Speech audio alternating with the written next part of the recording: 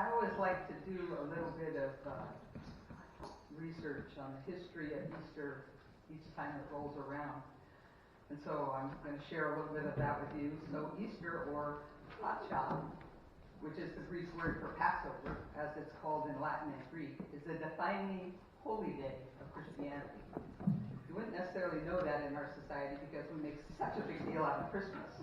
And Easter is sort of on the side, but in fact, Easter is the day. In alignment with gospel accounts, it was connected to the Jewish holidays of Passover, the festival that Jesus and his disciples had come to Jerusalem to celebrate. But the connection goes beyond the position of the calendar, as both these holidays also share much of the same symbolism. In essence, the birth and rebirth that are associated with the season of spring, as well as the Hebrews' journey from slavery to freedom, from Egypt to the Promised Land, which is mirrored in the Christian tradition of Jesus' resurrection, freeing us from the bondage of death. The dates of Passover, the 14th day of the Jewish month of Nisan, are set in Leviticus, the third book of the Torah, probably written in post-exile around 500 before BCE, before the Common Era, when much of the ancient oral tradition was finally scribed. This year, Passover, which began just this past Friday, directly overlaps with our Easter celebration because Passover goes on for 7 days. There's direct evidence of an established Christian festival of Pascha aligned with Passover by the mid-2nd century. So by 150 of the Common Era, there was already an established Easter celebration going on. However, our current roving dates for Easter was established in 325 Common Era by the Council of Nicaea, when it was officially separated from the Jewish lunar calendar and set for the first Sunday after the first full moon following the spring equinox. And you ever wonder how it gets moved around? Well, there it is. That's the and that was based on the Julian calendar that was established in about 46 before the Common Era. The shift from the Jewish lunar calendar to the Roman sun calendar is why the dates often vary now. While Passover and Easter are always in the same spring time period, they're not always exactly aligned. Then, I learned a lot of interesting things. In 1582, Pope Gregory adopted the Gregorian calendar, which is the calendar we still use today, in order to maintain the Easter Pascha celebration in the spring. The Julian calendar included too many leap days, causing the holy day of Easter to be gradually shifting away from spring, and that concerned the Pope, and so he called his scientists, and they figured out a more accurate way to measure so that Easter would stay in the springtime. We also know that the Jewish calendar has an extra month that gets put in every couple of years so that it will keep Passover during the spring. I share all of this to establish first just how ancient the celebrations of Passover and Easter are, unlike the relatively recent 19th century tradition for Christmas. And second, how these ancient sacred traditions are inextricably connected with the earth's sacred cycles of birth, life, death, and rebirth. And while it's often taught that the church aligned its holy days with existing pagan festivals in order to encourage the wider acceptance of Christianity, I've taught that myself, I now believe it was also due to the awareness and acknowledgement of these early leaders of the earth's sacredness, a truth that was much later rejected by the church, but gratefully is now being reclaimed. Many of you may have heard of Pope Francis' encyclical from 2015 on the environment, where he says that Christians have misinterpreted Scripture for eons and the meaning of dominion over the earth. That takes us back to our prevailing theme this year, concerning how we're being called to imagine and embrace a new story, a new dream about humanity's role within creation, replacing our current narrative of separation, domination, and exploitation with one of intervening, beneficial cooperation, and collective sustainability. As I've also shared, however, as convinced as I am that we are being called to imagine this new story and dream, because life happens from the inside out, so if we can't hold the story, we can't bring it into demonstration. I also shared that I have not been experiencing a lot of success with that, and I got some agreement from other folks that it's a challenging call. And then, if you recall, a few weeks ago, I touched into a thin place when I saw the music Hamilton, which has literally changed and shifted my perspective and my being, from focusing on changing our outer story and dream about how the world looks to surrendering into the grace of God. And I'll tell you that transformation is still in progress. It's no accident that all of this has occurred during the season of Lent and Easter, which is all about releasing that which distracts us from the truth so that we may be resurrected into new life. So, how many of you were here last Wednesday night for the Sea Change environmental program? I think we had 15 or 16 people there. It was quite a wake-up call, right? For those of you who weren't here, we had two scientists presenting who gave us a pretty dark perspective on the state of our Earth and the likelihood, according to science, that we're going to be able to turn things around. You know how in Unity we don't like to focus too much on Good Friday, that crucifixion element of the Easter story? Partly because the traditional teaching that Jesus died for our sins doesn't align with our understanding of a loving God. And partly because we're oriented to focus on the bright side of life. We even sing songs about that. In essence, God's good all the time. Well, those of us who attended last Wednesday's program were perhaps unwittingly immersed in a worldly hopelessness not unlike the darkness and despair symbolized by Good Friday. True? In fact, as people left, clearly feeling despondent, in fact, there was going to be another program and the majority of people left just from the heaviness of the presentation.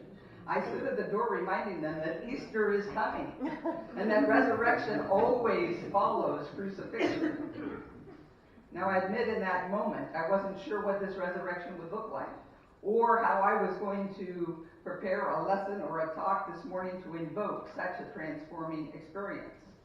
I did, however, trust in the depths of my being that it would come, and I would be guided as to what to say. Because in unity, we understand that crucifixion and resurrection can't be understood in isolation from one another.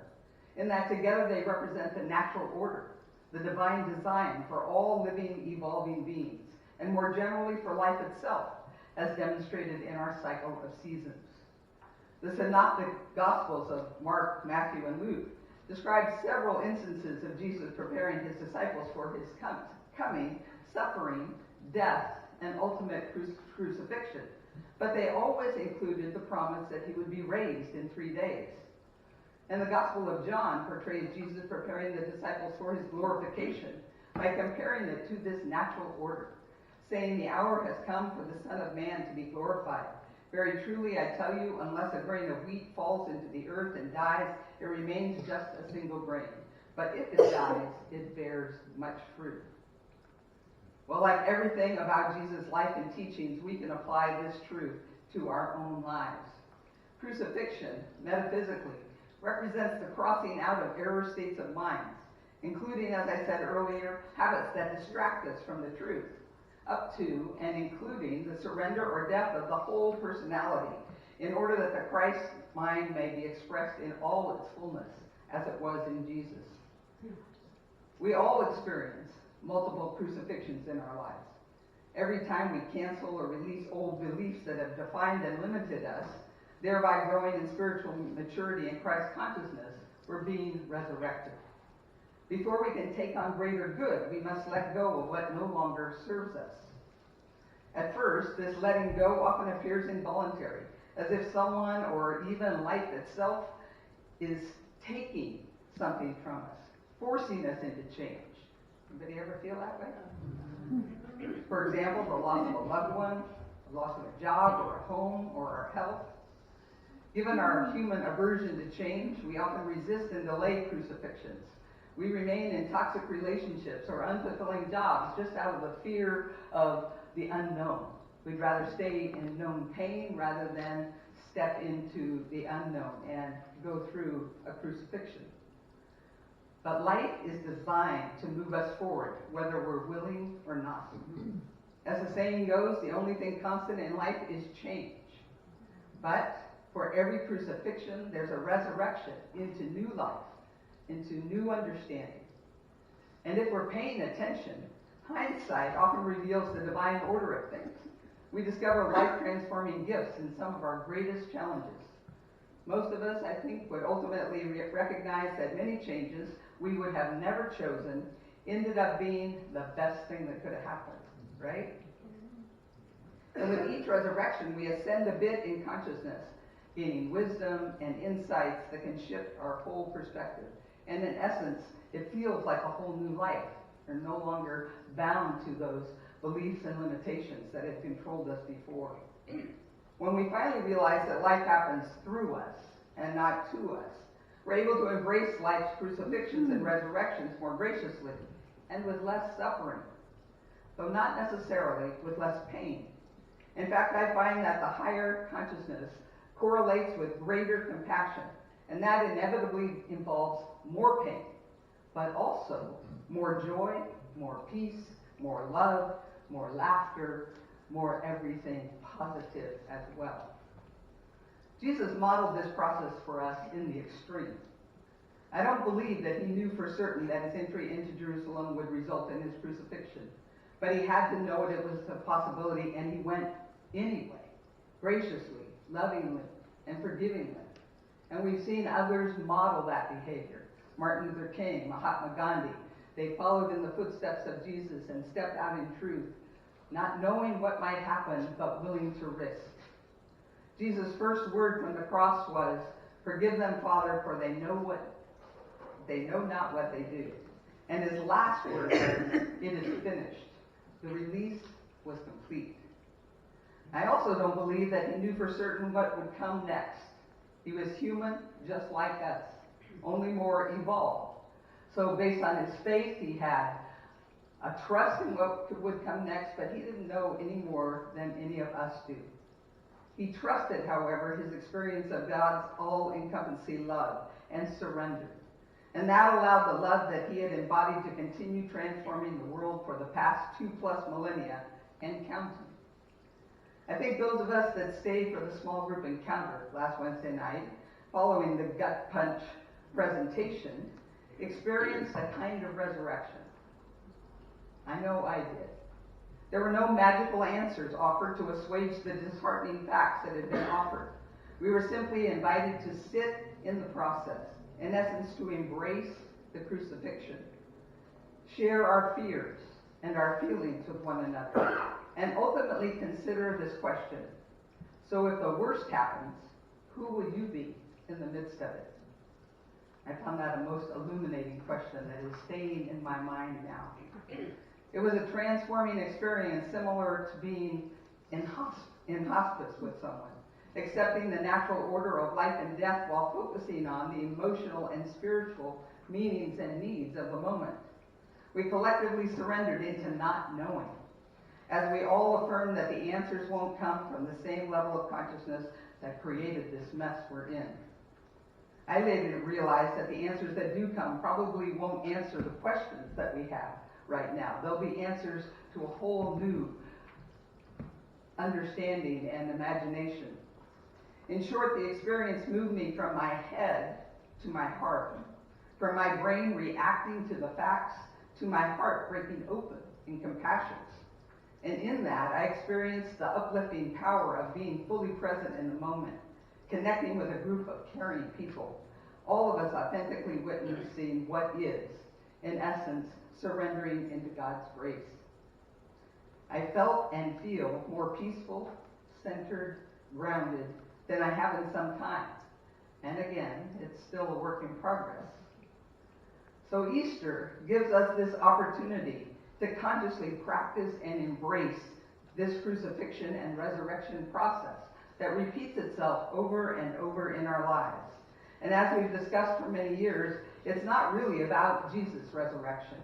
Rather, it's about each of us being willing to crucify that which stands in the way of knowing the truth of who we are, so that Christ consciousness can more fully resurrect in and as us. For me, given where our world currently stands, I need to crucify fear.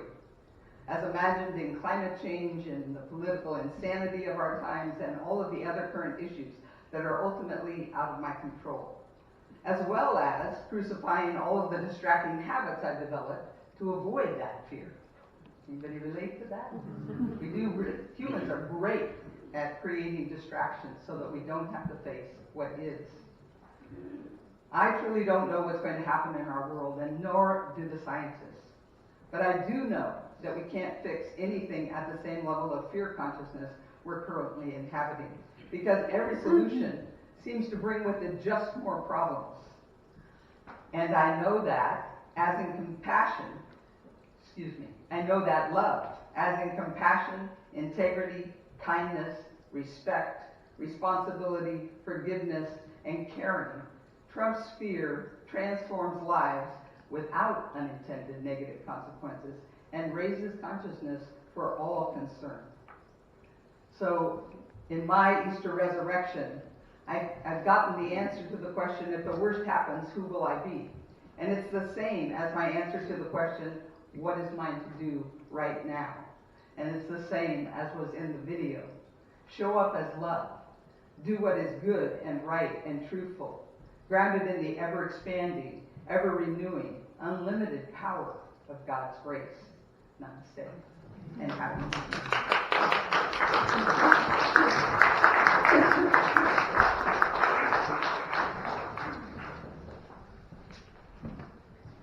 So on Easter, many of you know, we do communion, rather than that becomes our meditation process. And so as we celebrate finding God in the world, in our human story, and in history, and in ourselves, it's especially appropriate that we engage in this sacred ritual of communion. Sacred from the word consecrate, or holy dedication. Ritual meaning an outward and visible sign of an inward and spiritual grace. In essence, engaging our whole being, mind, body, and soul, in our desire to experience communion. In essence, oneness with God and God's universal community. The word Eucharist actually comes from the Greek words for thanksgiving and grateful, which come from the root word for grace, in essence, the universal bias for good in life. In unity, we bring a different interpretation to the traditional Christian ritual, one that represents our understanding of the teachings of Jesus rather than the religion about him. Specifically, we honor Jesus' practice of inclusive table fellowship that includes the giving and receiving of forgiveness, our gratitude for God's abundant supply that sustains us, and particularly at Easter, our individual awakening into Christ consciousness, the realization of our universal oneness, expressing in our lives and in the world as divine love, wisdom, justice, and peace. As we reflect on our mystical tradition, we begin with spiritual communion, which actually occurs every time we honor our sacred connection with God, whether in a daily moment of prayer or in a special Holy Day celebration. And we follow that with a ritual or sharing of a common meal as an outward and visible sign of our commitment to love one another, which is the essence of Christ consciousness. And so we prepare ourselves for every sacred engagement through purification, opening our hearts and minds to the healing, cleansing, unifying power of Spirit. And we follow it with consecration, the rededication of ourselves to being the voice and heart through which God's realm is revealed right here and right now. The words and affirmation, responses, and lyrics to the song will appear on the screen. Remember, Jesus said when you're offering your gift at the altar, if you remember that your brother or sister has something against you, leave your gift there before the altar and go, first to be reconciled to your brother or sister, and then come and offer your gift. And so we begin. We surrender into the healing power of forgiveness for ourselves and others. Forgiveness reaffirms our essential worth and the worth of every person, knowing that we are all spiritual beings dwelling together in the harmony of God. In this understanding, we condemn no one. We accept forgiveness for ourselves, and we offer our forgiveness to one and all. Please join me. The grace of God fills my heart and mind, and I am at peace. I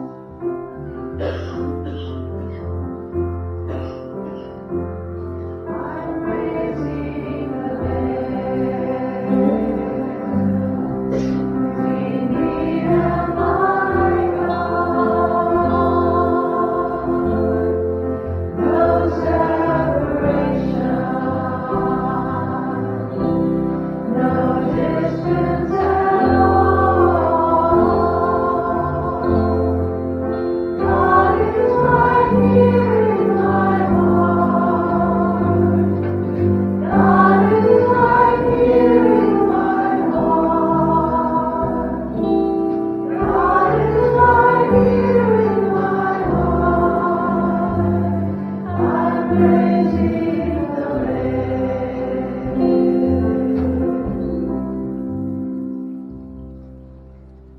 We use the ancient elements of bread and wine, in our case juice, to enter into this Holy Communion, the affirmation of our oneness in God.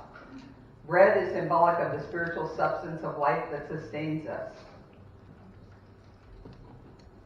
And so we bless, break, and share this bread in acknowledgement of our eternal oneness with God and all creation.